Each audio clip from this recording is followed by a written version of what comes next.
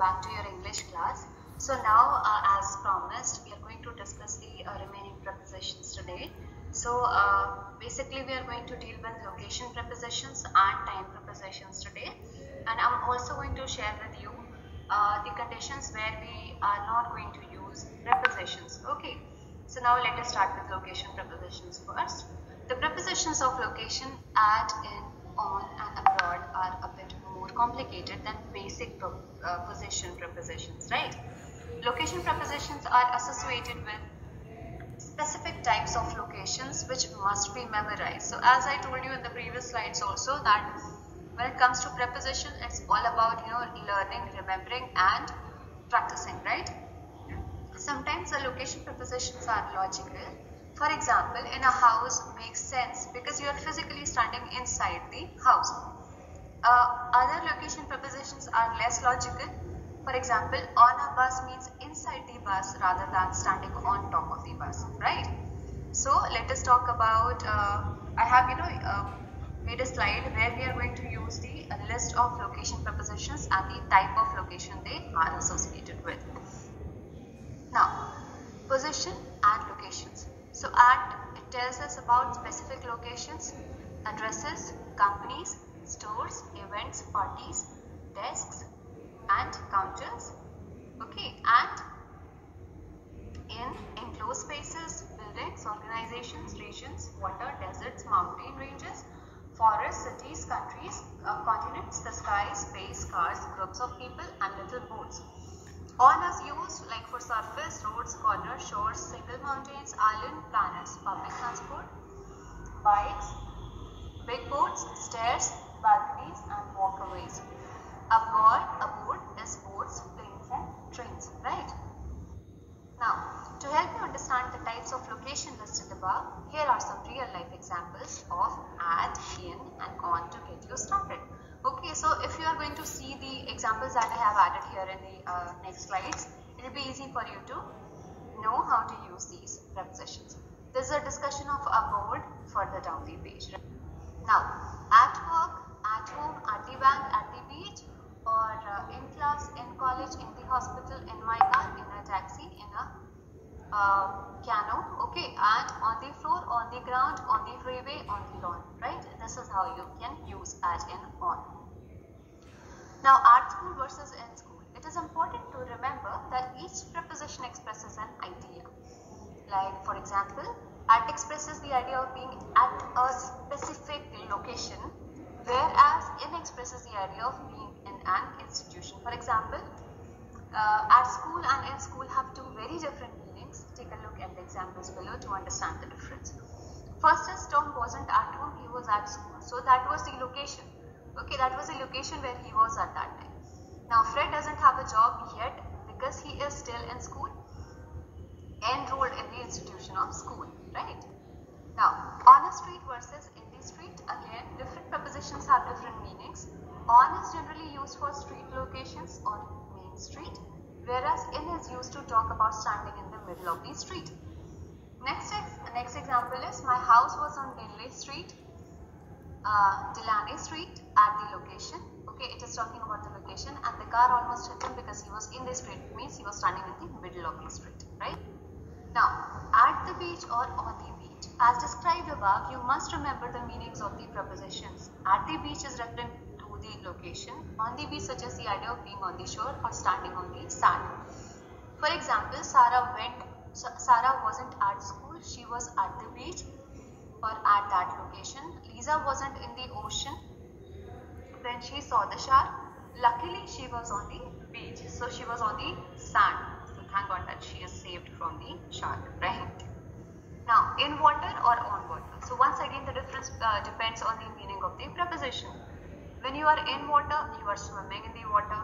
However, when you are on water, you are floating on the surface of the water in a boat, or you are standing on the shore of that body of the water. This applies to lakes, rivers, oceans and other bodies of water.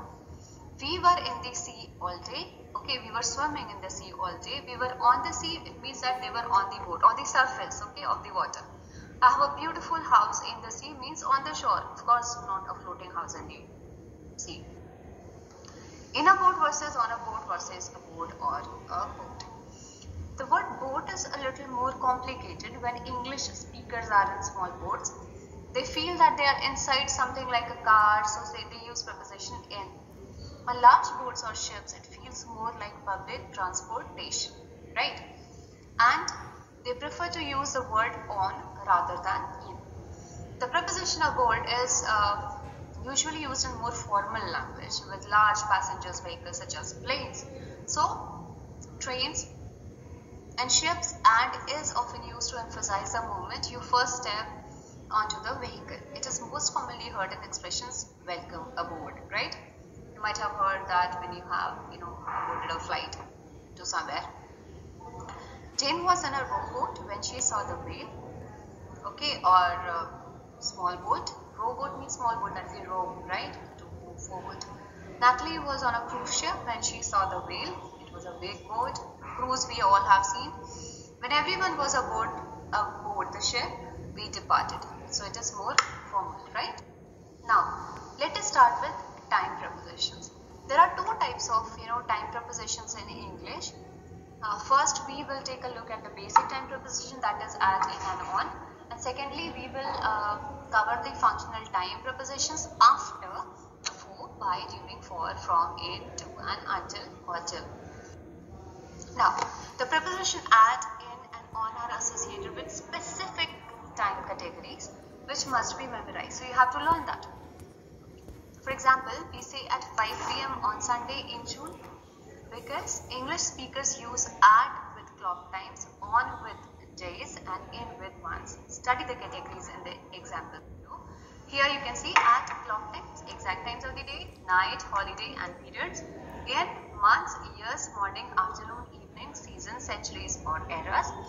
On dates, days, holidays, weekends, days, plus morning, afternoon, or evening, right?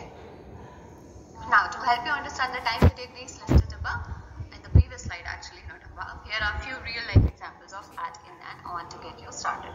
So, at 3:45 p.m., at noon, at midnight, at sunrise, at sunset, in June, in August, in the winter, in the summer, in the morning, on Tuesday, on September 8, on Christmas Eve. Okay.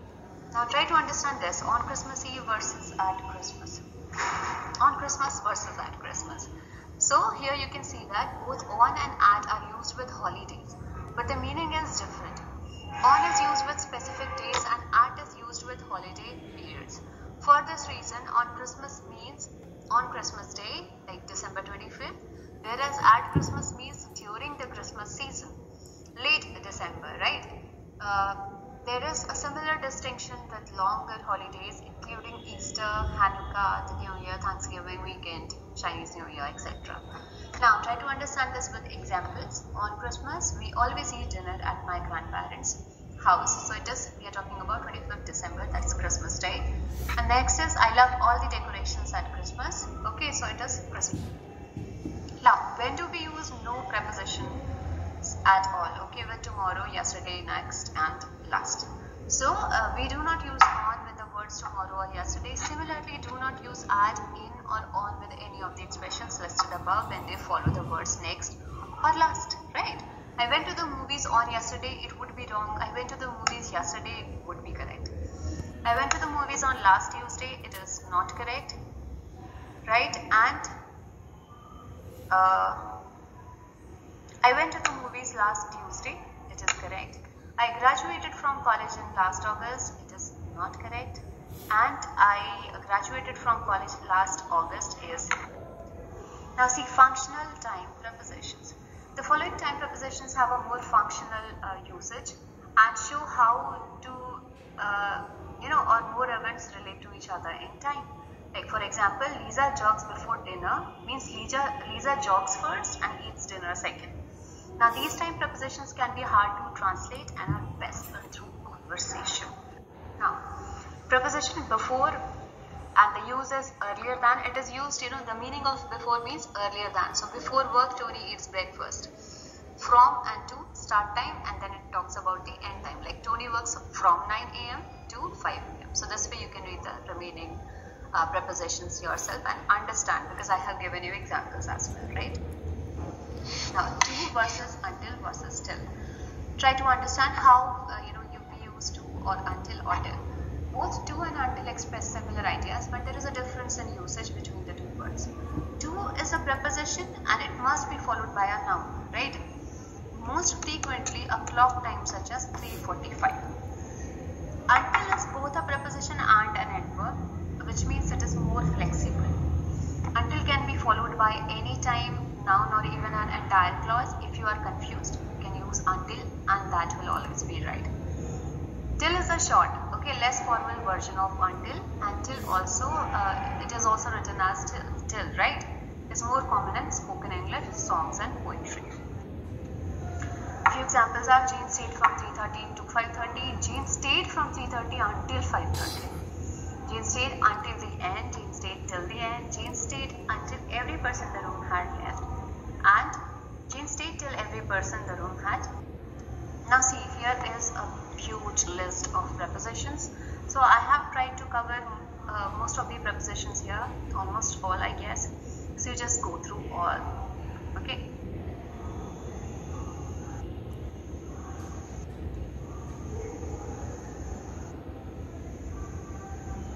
Right, and here it ends. So thank you so much for this. I hope you understood prepositions, and we'll talk about the book exercises also. I'll try to share a PPT with you, where book questions are there.